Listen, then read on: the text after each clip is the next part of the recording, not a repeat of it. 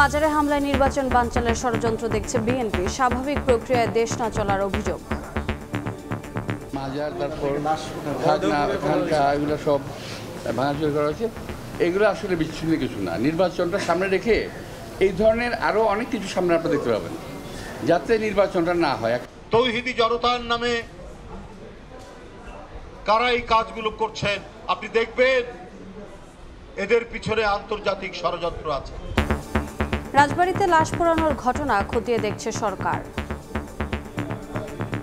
লাশ পোড়ানোর মতো ঘটনা ঘটেছে, এটা অত্যন্ত নিন্দনীয়। সরকার ইতিপূর্বে বারবার বলেছে যে মাজার সহ যে কোনো এই ধরনের প্রতিষ্ঠানে হামলা সরকার প্রশ্রয় দেবে না। দেখছিলেন প্রধান শিরোনাম। দুপুরের সময়ের সঙ্গে আছি আমি রোজা চৌধুরী। এবারে অন্যান্য শীর্ষ সংবাদ।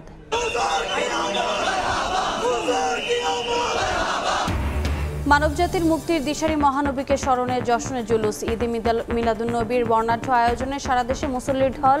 সমাজে অস্থিরতা অনিশ্চয়তা দূর হওয়ার আশা। নির্বাচন নিয়ে নানা শর্ত দলগুলোর। গণপরিষদের দাবিতে অটল এনসিপি। ভোটের আগে আলোচনায় সমাধান চায় জামাত। নতুন সংবিধানের যৌক্তিকতা দেখছে না বিএনপি। আর দুদিন পর ডাকসু নির্বাচন। শেষ সময়ে তুঙ্গে প্রচারণা, আচরণবিধি লঙ্ঘন ও সাইবার বুলিং নিয়ে পাল্টাপাল্টি অভিযোগ। ডাকসুতে ছাত্রদলের ৮ দফা ইশতেহার ঘোষণা।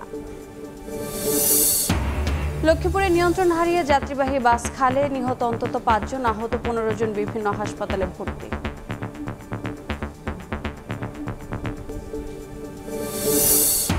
এবং একই পদে বাংলাদেশের পারিশ্রমিক ১ লাখ আর ভারতীয় কর্মকর্তার ২৫ লাখ টাকা। রামপাল তাপবিদ্যুৎ কেন্দ্র বেতন বৈষম্য সহ নানা অনিয়ম পেয়েছে দুদক, খতিয়ে দেখতে তদন্ত।